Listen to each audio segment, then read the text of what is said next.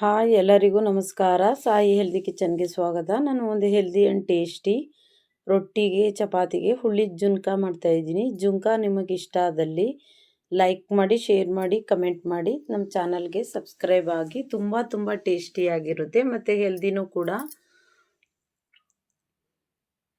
ನೋಡಿ, ಸ್ವಲ್ಪ ಕುಕ್ಕಿಂಗ್ ಆಯಿಲ್ನ ಹಾಕ್ಕೊಂಡಿದ್ದೀನಿ. ಅದು ಬಿಸಿ ಆದಮೇಲೆ ಸಾಸಿವೆ ಮತ್ತು ಗ್ರೀನ್ ಚಿಲ್ಲಿ ಮತ್ತು ಗೆಜ್ಜಿದ ಬೆಳ್ಳುಳ್ಳಿ ಮತ್ತು ಈರುಳ್ಳಿನ ಸ್ವಲ್ಪ ಜಾಸ್ತಿ ಆ್ಯಡ್ ಮಾಡ್ಕೊಳ್ಳಿ. ಟೇಸ್ಟ್ ಚೆನ್ನಾಗಿರುತ್ತೆ ಹುಳಿ ಜಿಂಕದ್ದು.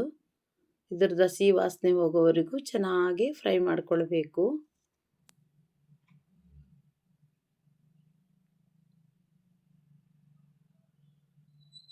ಅದಾದಮೇಲೆ ಸ್ವಲ್ಪ ಕರಿಬೇವನ್ನ ಆ್ಯಡ್ ಮಾಡ್ಕೊಳ್ತಾ ಇದ್ದೀನಿ ಮತ್ತು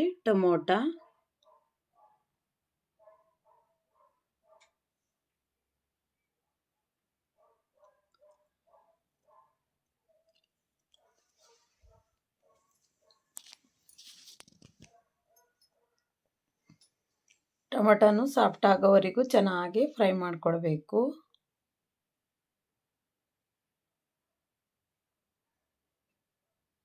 ಇವಾಗ ಕೊತ್ತಂಬರಿ ಮತ್ತು ಸಬ್ಬಸಿಗೆ ಸೊಪ್ಪನ್ನ ಆ್ಯಡ್ ಮಾಡ್ಕೊಳ್ತಾ ಇದ್ದೀನಿ. ಕೊತ್ತಂಬರಿ ಸೊಪ್ಪು ಒಂದು ಕಟ್ಟು ಮತ್ತು ಸಬ್ಬಸಿಗೆ ಸೊಪ್ಪು ಒಂದು ಕಟ್ಟು ಸಣ್ಣದಾಗಿ ಹೆಚ್ಚಿ ತೊಳೆದು ಆ್ಯಡ್ ಮಾಡಿದ್ದೀನಿ. ಹುಳಿ ಜಿಂಕಕ್ಕೆ ಸಬ್ಬಸಿಗೆ ಸೊಪ್ಪು ಹಾಕಲೇಬೇಕು, ಟೇಸ್ಟಿಯಾಗಿ ಬರಬೇಕು ಅಂದರೆ.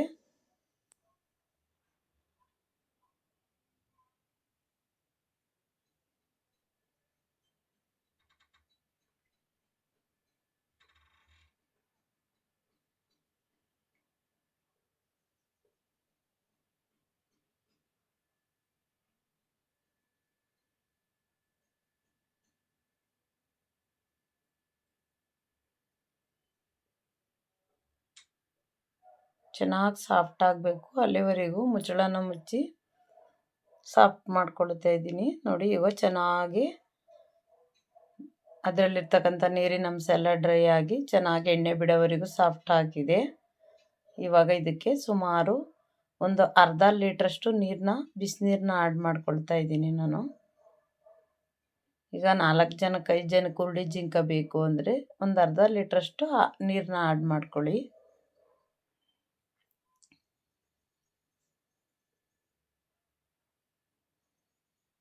ಇವಾಗ ಇದಕ್ಕೆ ಸ್ವಲ್ಪ ಎಷ್ಟು ಅಂದರೆ ನಲ್ಲಿಕಾಯಿ ಗಾತ್ರದ ಹುಣಸೆಹಣ್ಣಲ್ಲಿ ಅರ್ಧ ಭಾಗ ಅಷ್ಟನ್ನು ಹುಣಸೆಹಣ್ಣನ್ನ ಆ್ಯಡ್ ಮಾಡ್ಕೊಳ್ತಾ ಇದ್ದೀನಿ, ಹುಣಸೆ ರಸನ.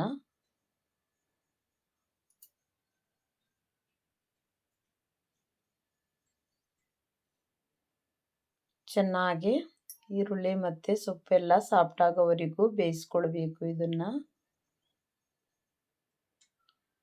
ಚೆನ್ನಾಗಿ ಬೆಂದಿದೆ. ಇವಾಗ ನಾನು ಹಸಿ ಕೊಬ್ಬರಿ ತುರಿನ ಆ್ಯಡ್ ಮಾಡ್ಕೊಳ್ತಾ ಇದ್ದೀನಿ. ನೀವು ಫ್ರೆಶ್ ಆಗಿದ್ದರೆ ಕಾಯಿ ತುರಿನೂ ಸಹ ಆ್ಯಡ್ ಮಾಡ್ಕೊಳ್ಬೋದು. ರುಚಿಗೆ ತಕ್ಕಷ್ಟು ಉಪ್ಪನ್ನ ಆ್ಯಡ್ ಮಾಡ್ಕೊಳ್ತಾ ಇದ್ದೀನಿ. ಇವಾಗ ಒಂದು ಜಾಮೂನ್ ಕಪ್ಪಲ್ಲಿ ಆಗುವಷ್ಟು ಹುರುಳಿ ಜಿಂಕದ ಪೌಡರ್ನ ಆ್ಯಡ್ ಮಾಡ್ಕೊಳ್ತಾ ಇದ್ದೀನಿ. ನೀವು ಹುರುಳಿ ಜಿಂಕದ ಪೌಡರ್ ಏನಾದರೂ ರೆಸಿಪಿ ಬೇಕು ಅಂದರೆ ನನ್ನ ಚಾನಲಲ್ಲಿ ನೋಡಿ. ಹುರುಳಿ ಜಿಂಕದ ಪೌಡರ್ ಮತ್ತು ತರಕಾರಿ ಹುರುಳಿ ಜಿಂಕನ ಮಾಡಿ ಬಿಟ್ಟಿದ್ದೀನಿ ಯೂಟ್ಯೂಬ್ಗೆ, ನೀವು ನೋಡಿ, ಲಿಂಕಲ್ಲಿ ಸಿಗುತ್ತೆ.